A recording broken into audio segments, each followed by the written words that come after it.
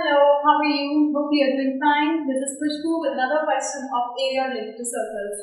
This is question number 12 from exercise 12.2, page number 230 from NCERT.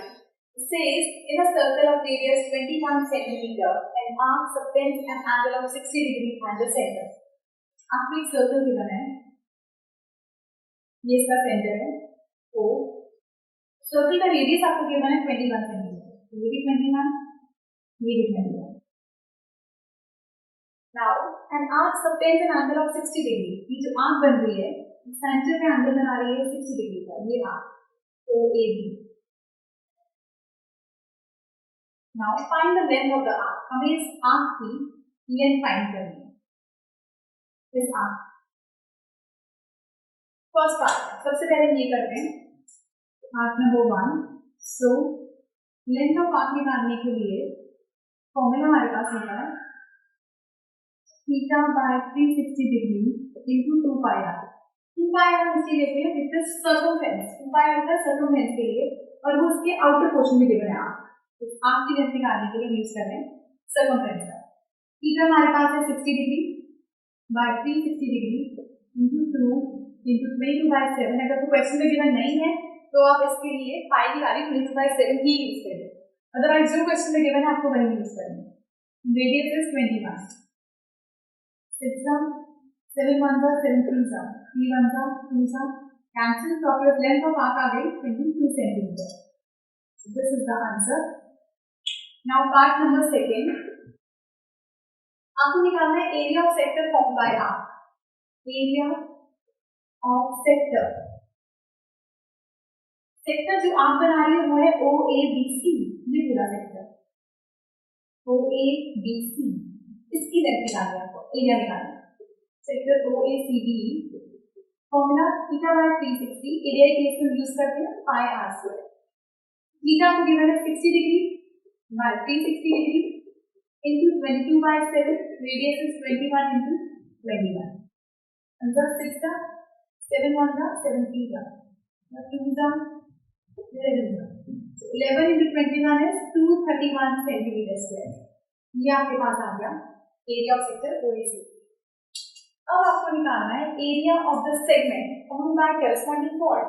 ये chord जो ये segment बना रही है, ये सेगमेंट, इसका एरिया ACB जो सेगमेंट है, इसका एरिया निकालने के लिए हम क्या करेंगे, पूरे सेक्टर के एरिया में से अगर हम इस ट्रायंगल को माइनस कर दें, जो ट्रायंगल बन रहा है, तो आपका इसका एरिया आ जाएगा. सेक्टर का एरिया हमारे पास ऑलरेडी है. ट्रायंगल का एरिया निकालने के लिए अब ये half into base into height नहीं लगा सकते, क्योंकि 60 डिग्री है. 90 डिग्री जो ट्रायंगल होता है उसी में राइट एंगल ट्रायंगल में लग सकता है half into base into height. यहाँ पर हम क्या करेंगे, सबसे पहले इन ट्रायंगल OAB तीनों एंगल्स को ऐड करिए. Angle OAB plus angle ABO plus angle BOA equal to 180 degree. OAB आपके पास, आपको ये पता है कि आपकी OA और OB इक्वल है. तो एक ही ट्रायंगल के अंदर दो साइड्स इक्वल होती हैं, उनके ऑपोजिट एंगल्स इक्वल हो जाते हैं. ये वाला एंगल और ये वाला एंगल इक्वल है. तो OAB और ABO को भी लिख सकती हूँ मैं OAB, क्योंकि दोनों हमारी साइड्स इक्वल है, प्लस BOA की वैल्यू है 60 डिग्री इज इक्वल टू 180. यहाँ आप रीजन देंगे OA is equal to OB, therefore OAB is equal to ABO. Sides, sorry, angles opposite equal sides of a triangle are equal. Are equal.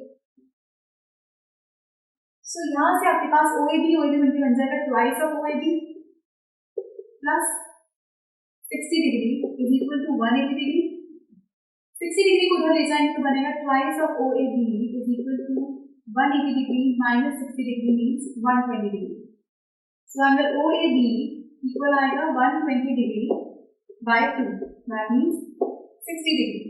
तो OAB हमारे पास यहाँ से आ गया 60 degree. अब ये वाला एंगल भी 60 डिग्री आ गया, तो ये एंगल भी 60 डिग्री, ये दोनों इक्वल थे. सारे एंगल 60 है, therefore ये ट्रायंगल है इक्विलैटरल. तो triangle OAB is an equilateral triangle.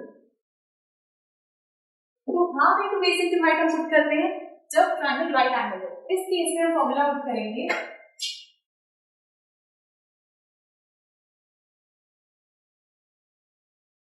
Equilateral triangle. So area, this is area of equilateral triangle होता है √3/4 इंटू साइड स्क्वायर। तो यहाँ से आ गया √3/4, साइड है हमारे पास 21, तो 21 into 21, that means 441 √3/4 side centimetre square. So 441 √3/4 को आप सॉल्व करोगे, तो √3 की वैल्यू होती है 1.732/4। इसको आप इससे डिवाइड करोगे मल्टीप्लाई करके, तो आपके पास वैल्यू आएगी 190.95 सेंटीमीटर स्क्वायर। अब करना क्या है, सेक्टर के एरिया में से ट्रायंगल के एरिया को माइनस। सो हम निकाल देते एरिया ऑफ सेगमेंट। आप इस सेक्टर के एरिया में से 231 में से माइनस करेंगे 190.95। इसको सब्ट्रैक्ट करते हैं, 231 माइनस 190.95 तो आएगा 40.05 सेंटीमीटर स्क्वायर। ये आपके पास आ गया एरिया ऑफ सेगमेंट का। तो बस आपको में ध्यान रखना है कैलकुलेशंस और एरिया जब निकाल रहे हैं, अगर आपको लेंथ ऑफ आर्क मांगी गई है तो आप 2πr यूज करते हैं, लेकिन अगर आपको लेंथ पूरा प्रॉपर सेक्टर का निकाल रहे हैं, एरिया निकाल रहे हैं, तो πr² यूज करते हैं। पाई की वैल्यू अगर नहीं गिवन है तो 22/7 यूज करती है, अदरवाइज जो गिवन है उसी वैल्यू यूज करना है। So this was the question from exercise 12.2 and do watch the next video for some more questions.